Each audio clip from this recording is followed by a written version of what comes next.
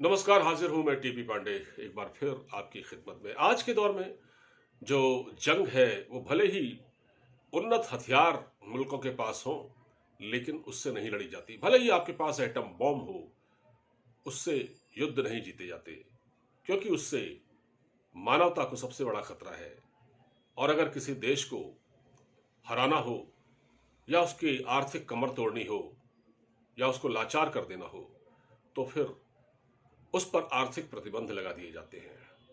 मैं आपको बताता हूं कि रूस के खिलाफ वैसे भी आर्थिक प्रतिबंध लगे हुए थे, लेकिन अभी तक रूस इस बात के लिए बिल्कुल आजाद था कि वो किसी भी देश को हथियार बेचे या तेल बेचे या गैस बेचे। वो आसानी से उसका पेमेंट करता था। लेकिन अब जे बाइडन और नेटो के जो बाकी देश हैं, उन्होंने फैसला किया, और बहुत खतरनाक फैसला, और एक तरह से इसको कह सकते हैं ब्रह्मास्त्र। अपना आखिरी अस्त्र चला दिया अमेरिका ने, और वो ये है कि रूस का जो इंटरनेशनल ट्रांजैक्शन है, मतलब रूस का जो रशियन बैंक है, उसके ट्रांजैक्शन को काट दिया है। मतलब अब आप वहां पर ऑनलाइन पेमेंट नहीं कर सकते, यानी रूस के ग्राहक अब ऑनलाइन पेमेंट नहीं कर सकते। आज रशिया से इस तरह की खबर है कि बहुत से लोग जो अपने मोबाइल से पेमेंट करते थे अपने किसी भी कस्टमर को, वो नहीं कर पा रहे थे। तो ये आर्थिक प्रतिबंध, इस तरह का जो खतरनाक एक प्रतिबंध लगा दिया गया है, उसके बारे में मैं आपको बताता हूं। मैं एक खबर आपको किसी अखबार में, ये हाँ, रॉयटर्स की खबर है कि US allies agree cutting Russia out of global payment system SWIFT. मतलब ग्लोबल पेमेंट सिस्टम स्विफ्ट से उनको एक तरह से अलग कर दिया गया है। उनका ये उनको अब ये पेमेंट नहीं कर पाएंगे। अमेरिका, कनाडा, फ्रांस, इटली और ग्रेट ब्रिटेन और कुछ और देशों ने इस, यानी उनके इंटरनेशनल ट्रांजैक्शन पर जो इधर उधर ऑनलाइन करते थे उसको रोक दिया है, उसको कट कर दिया है। अब बहुत एक विचित्र स्थिति पैदा हुई हो गई है रूस के सामने। जो अंतर्राष्ट्रीय ट्रांजैक्शन है उससे रूसी बैंक को निकाल दिया गया है, यानी स्विफ्ट पेमेंट सैंक्शंस ये है।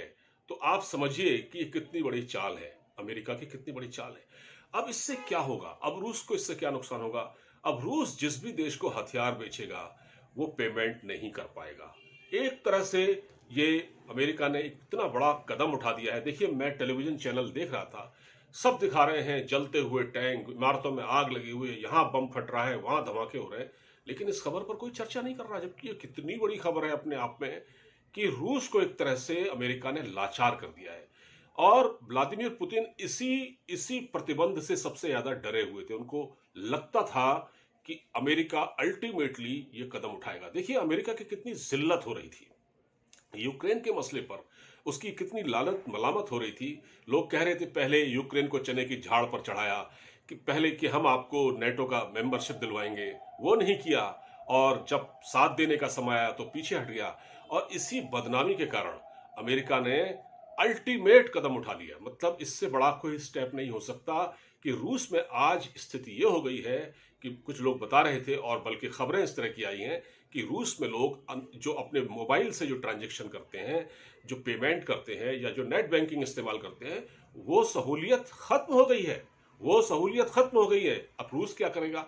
ये इसलिए किया गया है कि व्लादिमीर पुतिन को कमजोर किया जाए किसी तरह, क्योंकि अभी तक व्लादिमीर पुतिन बहुत मजबूत हैं, और उनको कमजोर करने के लिए अमेरिका ने ये चाल चली है। क्योंकि अगर इस तरह का प्रतिबंध लगा दिया जाएगा तो देश के जो लोग हैं, देश की आवाम है, उसके अंदर एक गुस्से की लहर पैदा होगी और वो सड़कों पर आएगी और वो व्लादिमीर पुतिन के खिलाफ बगावत कर देगी। हो सकता है रूस पर तख्ता पलट हो जाए। तो ये कोशिश अमेरिका की है। ठीक, तो इससे ये जो कदम उठाया गया है, इसी को इसी के तहत ये उठाया गया है।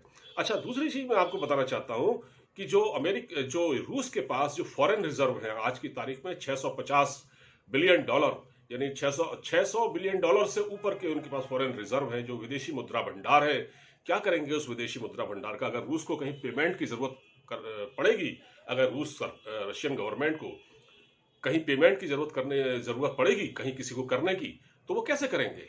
भाई आपकी ऑनलाइन बैंकिंग तो बंद है, आप तो ऑनलाइन ट्रांजैक्शन कर ही नहीं पा रहे हैं क्योंकि आपके बैंक को काट दिया गया है, रशियन बैंक को काट दिया गया है। और सुनिए, अब वो फॉरेन रिजर्व किसी काम के नहीं रहे जब तक आप ऑनलाइन बैंकिंग नहीं करेंगे। अच्छा, दूसरा, जो लोग वहां पर यानी यूट्यूब वगैरह से जो पैसा कमा रहे थे, अब यूट्यूब से पैसा कमाते थे और वो बैंकों में जमा करते थे, रशियन बैंकों में, तो अब वो उनकी कमाई भी मारी जाएगी। तो कुल मिला के ये है कि इतना रूस में इतना असंतोष फैला दो पब्लिक के बीच में कि व्लादिमीर पुतिन के खिलाफ वहां बगावत हो जाए। और ये अमेरिका की बहुत सोची समझी चाल है, क्योंकि अमेरिका वो देश है जो सुपर पावर है, उसके पास वर्ल्ड बैंक भी है, आईएमएफ भी उसी के अधीन है और उसमें उसका सबसे ज्यादा शेयर है। वर्ल्ड बैंक में सबसे ज्यादा पैसा अमेरिका का ही लगा है, बाकी देशों का भी उसमें शेयर है लेकिन सबसे ज्यादा अमेरिका का है। तो रूस को इस तरह से काटने के लिए, क्योंकि ये जिल्लत हो रही थी जे बाइडेन की पूरी दुनिया में, जिस तरह से वो बेनकाब हुए थे कि लोग कह रहे थे कि इसने यूक्रेन का साथ नहीं दिया और अल्टीमेटली पीछे हट गया, लेकिन हाँ, आज उन्होंने वो काम कर दिया है जिसका अभी व्लादिमीर पुतिन के पास कोई तोड़ नहीं है। और वाकई ये स्थिति बड़ी भयानक है। अब देखना यह है अब पुतिन के पास क्या एक्शन बचता है। पुतिन के पास अब इसका कोई ज्यादा विकल्प नहीं है, या तो वो बातचीत की मेज पर आए, या तो कोई समझौता हो, और या फिर कहीं ऐसा ना हो कि वो अपने एटम बम का इस्तेमाल करें। हालांकि मैं ये शब्द कहने में थोड़ा मुझे भी घबराहट हो रही है, कहना नहीं चाहिए कि ये अब उनके पास या तो ये है कि सीधे वो एटमी पावर का इस्तेमाल करें या वो बातचीत की मेज पर आए। देखते हैं क्या होता है, मैं आपको अपडेट करता रहूंगा। फिलहाल इस वीडियो में इतना ही। इसको ज्यादा से ज्यादा शेयर कीजिएगा और हमारे चैनल को सब्सक्राइब कीजिएगा। नमस्कार।